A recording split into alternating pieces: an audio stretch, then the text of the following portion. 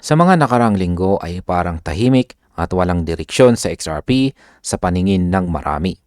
Pero ayon po sa crypto analyst na si Chart Nerd ay may mas malalim na kwento sa likod ng kanyang galaw. Bilang experienced market analyst ay nakita po niya na ang kasalukuyang price action ng XRP ay maaaring isang malaking bitag or trap para sa mga sellers. Maraming mga traders ang nadadala ng mabagal na galaw at paulit-ulit na pagbaba, kaya nagbubukas po sila ng short positions. Pero sa ilalim ng chart ay may ibang mensahe. Ang market structure ay hindi po sumusunod sa normal na senyales ng tuloy-tuloy na pagbagsak. Sa halip ay nagpapakita ito ng hidden strength or nakatagong lakas na madalas hindi po napapansin ng karamihan. Dito po nagsisimula ang panganib para sa mga nagmamadaling magbenta. Kaya yan po ang siyang ating pag-uusapan sa video na ito. At ayan, bakit po ba mukhang mahina sa XRP sa surface or sa ibabaw pero malakas sa ilalim? Kapag tinignan lang natin sa XRP sa mabilisang paraan, ay mukhang walang energy ang kanyang presyo. Pababa ng konti, tapos babawi ulit. Ito ang eksaktong galaw na gustong makita ng mga bear dahil nagbibigay po ito ng ilusyon na malapit na ang breakdown. Pero bilang mga traders at investors, kailangan po nating intindihin na ang market ay madalas nanlilin lang. Sa ilalim po ng presyo ay makikita ang repeated failure ng breakdown. Ibig sabihin tuwing bumabagsak po sa XRP ay hindi po siya nagtatagal sa ibaba. May agad na buyers na pumapasok na parang sinasabi ng market na hindi pa tapos ang kwento.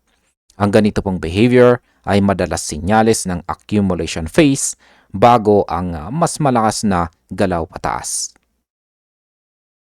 Ngayon ay ano ba talaga ang bear trap at bakit ito delikado sa atin? Ang bear trap ay isa pong sitwasyon kung saan pinapaniwala ng market ang mga tao na tuloy-tuloy na ang pagbagsak. Kaya marami pong nagbebenta at nag-short. Kapag sapat na ang takot at liquidity, ay biglang babaliktad ang presyo. Dito po nahuhuli ang mga bear dahil napipilitan po silang magsara ng position sa lugi.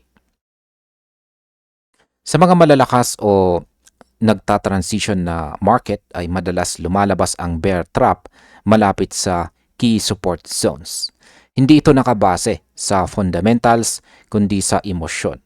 Kapag ayaw sundan ng presyo ang breakdown, ay malinaw na may ibang pwersa ang kumikilos. Bilang mga XRP holders at saka traders, tayo po mismo ang target ng ganitong bitag kung hindi po tayo maingat sa pagbabasa ng chart. Ngayon ay ano po ba ang nangyari noong July bear trap ni XRP? Noong July ay nararanasan na natin ang isang malinaw na halimbawa ng bear trap kay XRP at marami pong investors ang nasaktan dito.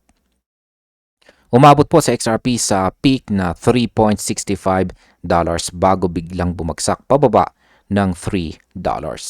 Marami po ang nagpanik at nagbenta dahil inakala po nilang tapos na ang rally. Pero hindi po nagtagal ay mabilis na bumalik sa XRP sa ibabaw ng $3 matapos pong ma-shake out ang mga mahihinang kamay. Ang galaw na ito ay nagpapakita kung paano po ginagamit ng market ang takot para mailipat ang tokens mula sa mga impatient holders papunta sa mas matitibay na mga investors. Ang history na ito ang dahilan kung bakit seryoso ang babala ni Chart Nerd ngayon. Ay bakit nga ba inuulit ni XRP ang kanyang parehong pattern? Ayan, or inuulit nga ba talaga ni XRP ang kanyang parehong pattern? Ayon po kay Chart Nerd ay oo. At ito po ang mas nakakatakot na bahagi. Sa katunayan, ay ilang beses nang tinest ni XRP ang downside levels pero walang solid continuation pababa. Sa bawat dip ay may mabilis na recovery na mas mabilis kaysa inaasahan ng market. Ang mga flash crash na ito ay unti-unting sumisira sa bearish narrative. Kapag paulit-ulit na hindi po gumagana ang breakdown, nangangahulugan ito na nauubos na ang selling pressure. Kaya para po sa atin bilang mga traders at saka hodlers, malagang makita na ang ganito pong pattern ay madalas nauwi sa biglaang malakas na galaw pataas. Kapag nagkamali po ang karamihan sa direksyon, mas nagiging agresibo ang susunod na galaw. Ngayon ay ano po ba ang market impact nito habang papalapit ang taong 2026? Habang papalapit po ang 2026 ay makikita natin na mataas pa rin ang volatility ng XRP. Pero kapansin-pansin po ang kawalan ng follow-through sa pagbaba. Ilang beses nang bumaba ang presyo sa ilalim ng dating support pero agad din itong nababawi. Kapag tama po ang basa ni ChartNerd, ay posibleng ito na ang pinakamalaking bear trap sa kasaysayan ng XRP. Ang sunod na phase ay karaniwang rapid repricing, kung saan mabilis ang galaw ng presyo. Dito, napipilitang mag-cover ang shorts at bumabalik ang sidelined capital. Ang ganito pong shift ay madalas biglaan at hindi po nagbibigay ng oras sa mga nagdadalawang isip. Ngayon ay bakit po ba mataas ang expectation ng mga experts kay XRP? Maraming mga experts ang may mataas na expectation para kay XRP sa taong 2026 at hindi po ito basta hype.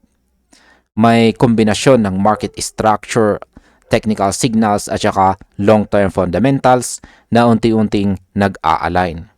Kapag natapos po ang bear trap phase ay nagiging malinaw kung sino ang tunay na may control sa market.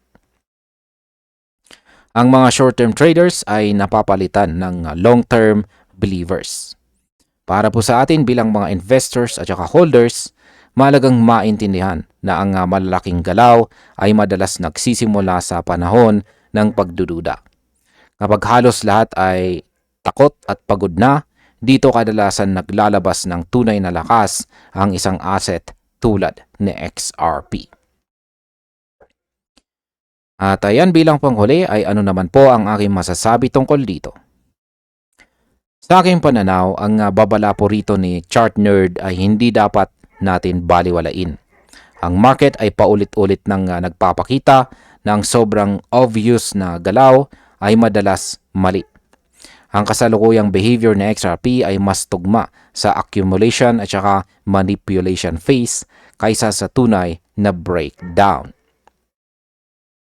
Hindi po ito garantiya ng agarang pagtaas pero malinaw na may malaking labanang nagaganap sa ilalim po ng chart. Kaya para po sa atin, ang pinakamahalaga ay huwag po tayong magpadala sa emosyon. Ang disiplina at tamang risk management ang siyang maglalayo po sa atin sa pagiging biktima ng pinakamalaking bear trap sa kasaysayan ni XRP. At ayun, hanggang dito na lamang po tayo sa video na ito mga ka-crypto. Maraming salamat sa panonood.